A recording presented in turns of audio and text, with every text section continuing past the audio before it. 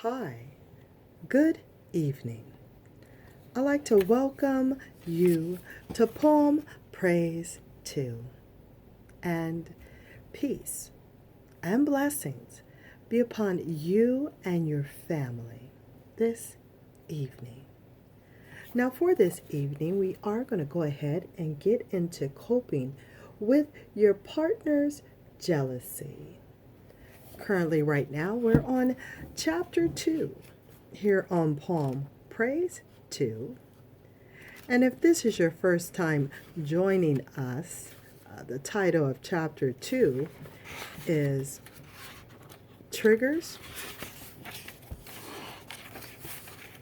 I'll have it for you in just a moment. And while you're waiting, I do thank you for your patience. The title of chapter 2, Triggers of Jealousy, Immediate Factors, and Why They Don't Matter. This is take number 6 of this chapter. This section that we're going to go into is entitled Words. So without further ado, Words reads as such.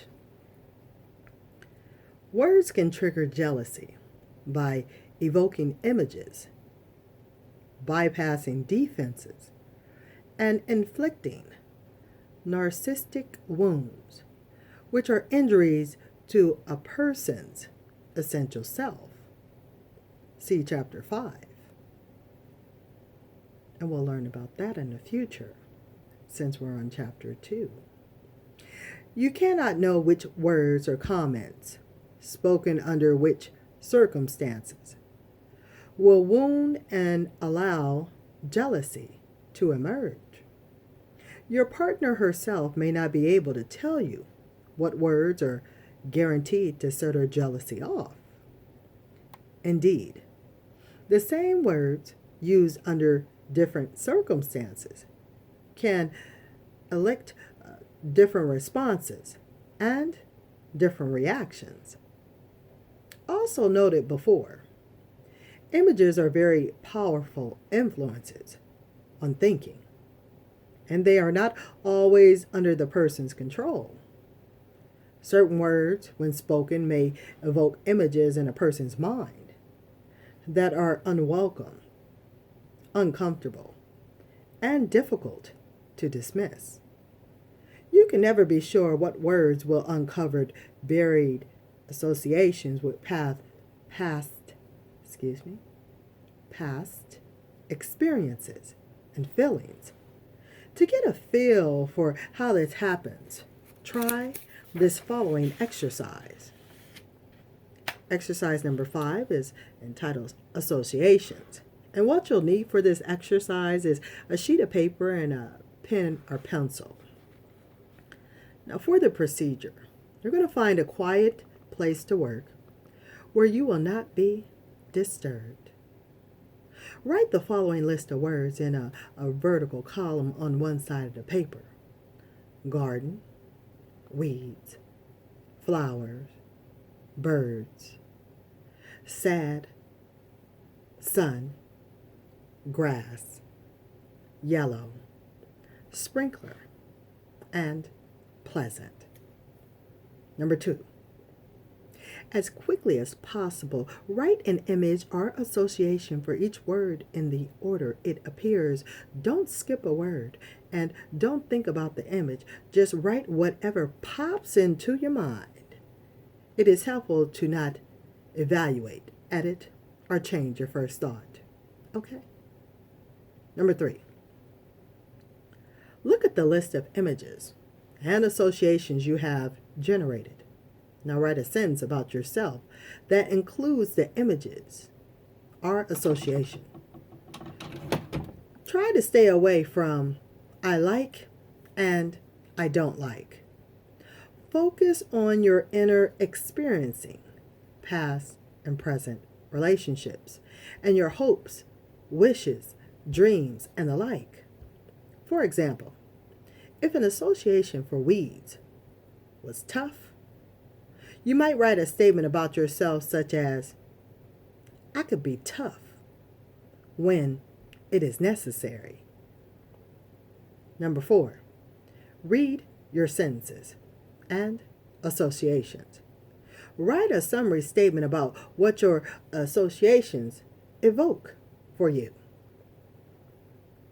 When you are in an intimate relationship, you tend to let your guard down, setting aside your differences and emotional shielding so that you can be accessible to your partner. You let more of your real self be seen, since this promotes connections that are meaningful. This is a beneficial aspect of a supportive relationship. However, this openness also puts you in a position where, knowingly or unknowingly, your partner's words can bypass your defenses and tap into your feelings and fears about yourself. This same is true for your partner. And this is why words can be so powerful in evoking jealousy. Defenses, psychological constructs that we use to keep certain knowledge about ourselves out of our consciousness, ward off feelings of shame and guilt about self, including the following: fear of abandonment, personal inadequacies and flaws, in parentheses, not being good enough, not living up to one's expectation for oneself, the extent of one's self-absorption. By using defenses, we can keep this knowledge hidden from ourselves, as long as we don't know it or remain unaware of it. We don't have to experience the very painful feelings associated with whatever it is. We also use these defenses to keep others away from this painful material. Examples of defenses and their behavior manifestations are offered in the table below. And for this particular table, as you see it, on one side we have behaviors, on the other side we have defense. Now for the word defense, we have intellectualization. The behavior talks about feelings, events, or people with detachment, focuses on facts. Rationalization makes excuses for acts, failures, and the like. Repression stuffs painful or uncomfortable feelings or events instead of working through them. Defense, overcompensation, goes to the extreme to achieve, acquire, and act. Does too much for others. Defenses are used to prevent narcissistic wounding, where shame and guilt feelings are triggered over real or imagined personal deficiencies. The person's core or essential self is under attack, and the threat must be battled. These wounds go to a deep and mostly unknown part of the self that was developed or not developed early in life. Some wounds are nicks and can be easily ignored, dismissed, or denied. Others are more hurtful and inflict considerable pain around the person's self-perception, self-efficacy. I don't know if I said that word correct, y'all. I'm going to spell it. Self-efficacy, and self-esteem.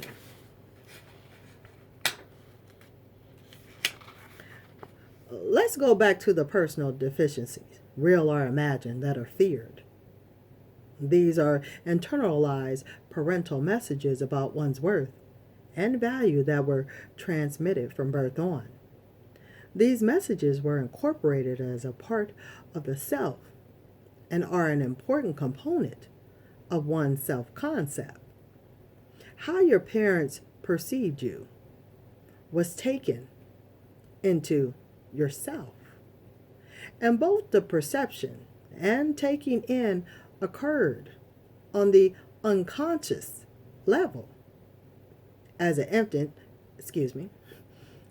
infant, you were in the preverbal, preverbal stage, and did not have words for identifying these messages. And they remain unidentified in words even today. We don't know how to access and express these messages that were received and incorporated at the preverbal level. Nevertheless, they continue to exert a real and powerful influence on your self-perception, self-esteem, and self-confidence. Thus, when your jealous partner is narcissistically wounded, she is most likely reacting to the words that evoke feelings of shame over perceived personal deficiencies internalized when she was a child. She may feel defective, inadequate, not good enough, fatally flawed, unable to meet expectations, and unable to fix herself. These states and feelings are painful, and she may react to them by withdrawing or attacking to defend her core self against destruction. As you can see, this process is very complex and uniquely different for each person.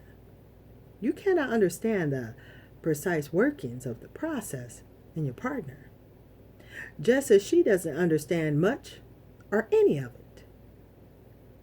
And just as you do not fully understand the process in yourself, the meaning of words reside within the individual.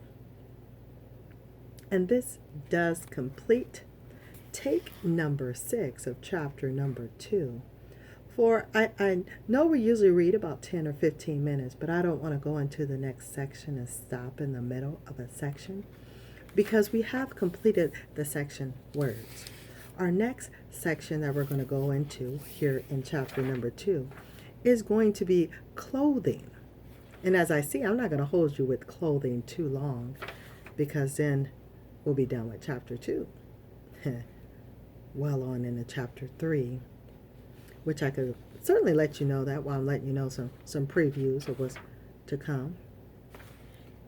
We'll finish up clothing, and then there's a real short section at the end of chapter 2 that's triggers don't matter. And for chapter 3, the preview of it is going to be why your partner turns green. Some self-factors. This has nothing to do with the book, but turning green now almost made me think of the Incredible Hulk, but that has nothing to do with this. I just thought I'd say that, y'all. Like, okay, turns green.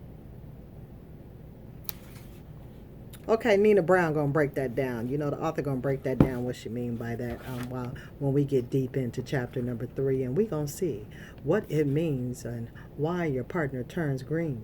Some self-factors. So until then, I certainly want for you to be well, to take care, to be blessed, be safe, and it be at thy will. I'll talk with you soon here on Poem Praise 2. So until next time, later y'all.